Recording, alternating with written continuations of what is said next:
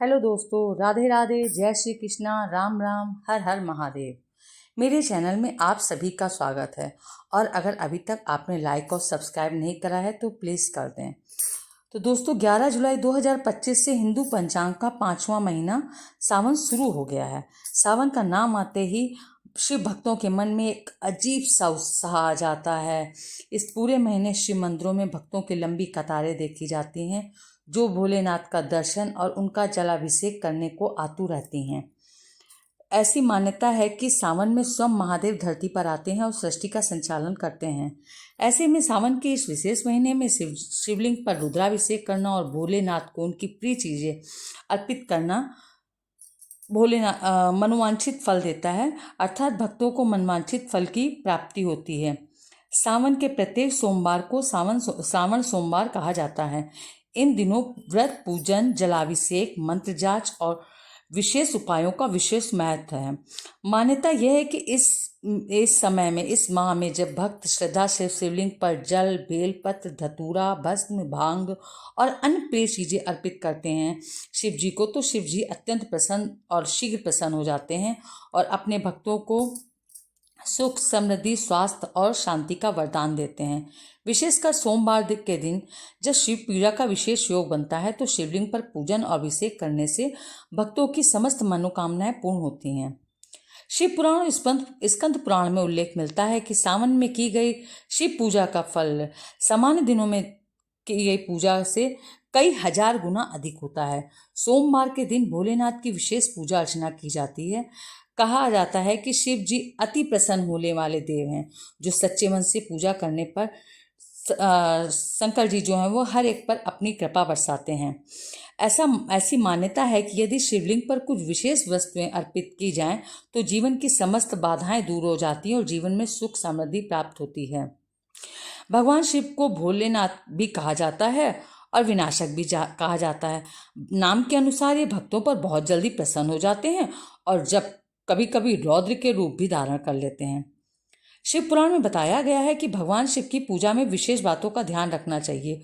कुछ ऐसी चीज़ें होती हैं जिनको शिव पूजन के दौरान भगवान शिव पर अर्पित करना अशुभ माना गया है। ऐसा करने से भगवान शिव नाराज हो जाते हैं और पूजा का शुभ फल नहीं मिलता है। तो आइए सबसे पहले हम आपको वो चीज़ बताते हैं कि ऐसी कौन सी पवित्र चीज़ें हैं जिनको शिवलिंग पर चढ़ाने से पूजा का फल मिलता है और हमारी सारी मनोकामनाएं। हाँ, तो दोस्तों, सबसे पहले है जल, जो सबसे सरल और शिवजी को सबसे प्रिय है। अगर गंगा जल हो तो अति उत्तम है। गंगा जल से शिवलिंग का अभिषेक करने से पापों से मुक्ति मिलती है। समुद्र मंथन के समय जब भगवान शिव ने विष पिया था, तब उनकी उष्णता को शांत करने के लिए देवताओं ने उन्हें गंगा जल अर्पित किया था।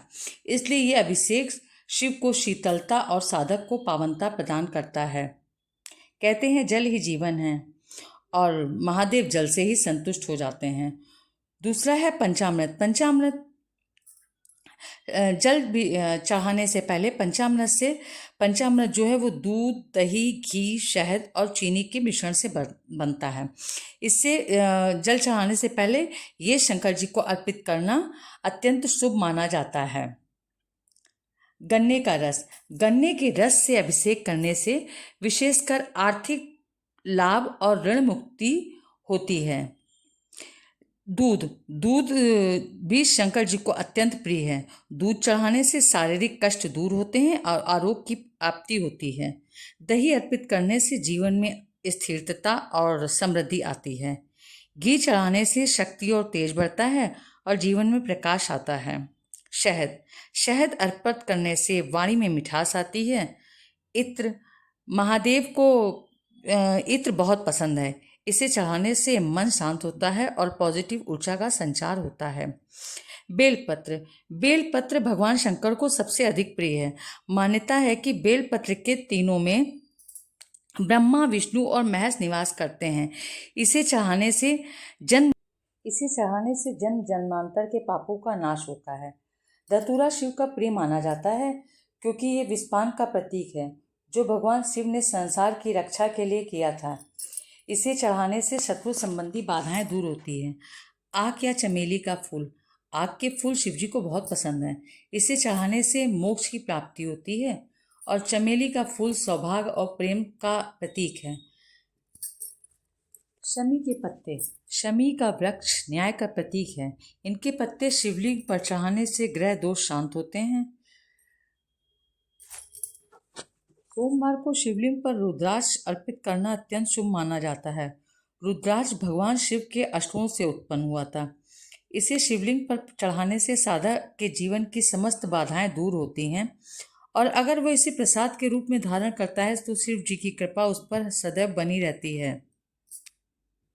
जिस प्रकार कुछ चीज़ें महादेव को अत्यंत प्रिय हैं, उसी प्रकार कुछ ऐसी चीज़ें भी हैं जिन्हें शिव पूजा में बिल्कुल वर्जित माना जाता है। इनको अगर चढ़ा देंगे तो आपको पूजा का फल नहीं मिलता और भगवान शिव भी आपसे क्रोधित हो सकते हैं, नाराज हो सकते हैं। कुमकुम। शिव पुराण के अनुसार भगवान शिव पर सिंदूर चढ़ाना वर्जित है। हल्दी। ज्योतिष के अनुसार हल्दी का संबंध सौभाग्य, सौंदर्य और भगवान विष्णु से है, जबकि शिवलिंग पर हल्दी चढ़ाना अशुभ माना जाता है। केतकी का फूल। पौराणिक कथाओं के अनुसार केतकी के फूल को भगवान शिव ने श्राप दिया था। ब्रह्मा और विष्णु के बीच जब श्रेष्ठता को लेकर विवाद हुआ था, ब्रह्मा जी ने झूठ बोला था कि उन्होंने शिव के सिर का अंत देख लिया है। इस झूठ में केतकी के फूल ने उनकी गवाही दी थी, जिससे क्रोधित होकर शिव जी ने केतकी को श्राप दिया था। इसलिए केतकी के फूल को शिव जी की पूजा में नहीं उपयोग में लाया जाता है। नारियल के पानी को इसलिए नहीं हम यूज़ कर सकते हैं क्योंकि नारियल को देवी लक्ष्मी का स्वरूप माना जाता है। चूँकि भगवान शिव पर शुद्ध चीज़ें ही अर्पित की जाती हैं और नारियल को भोग के रूप में ग्रहण नहीं किया जाता है, इसलिए शिवलिंग पर नारियल पानी नहीं चढ़ाना चाहिए। भगवान शिव पर सिर्फ वही चीज़ें चढ़ाई जाती हैं जिसे बाद में स्वयं ग्रहण नहीं किया जाता है, जैसे जल, बेलपत्र, धतूरा। पूरा सावन का महीना ही जप, तप और ध्यान के लिए श्रेष्ठ है, लेकिन सोमवार की तो बात ही अलग है। सोमवार मतलब चांद का दिन और चांद के स्वामी खुद शिव जी हैं। अब ऐसे में सोमवार को पूजा पाठ करोगे तो सिर्फ चांद ही नहीं, भोलेनाथ की शिव की कृपा और उनका आशीर्वाद पाने के लिए सावन मास को ही सबसे ज़्यादा शुभ और फलदायी बताया गया है। और अगर हो सके तो शिवलिंग के सामने बैठकर 108 बार ओम नमः शिवाय मंत्र का जाप करें। आपके जीवन में सुख, शांति, समृद्धि बनी रहेगी। भोलेनाथ आप पर प्रसन्न हो जाएंगे और हमेशा आप पर अपनी कृपा दृष्टि बनाए रखेंगे। आपसे जीवन से सभी दुखों का अंत हो जाएगा और आप एक सुखमय जीवन व्यतीत करेंगे। बोलिए हर हर महादेव। ओम नमः शिवाय।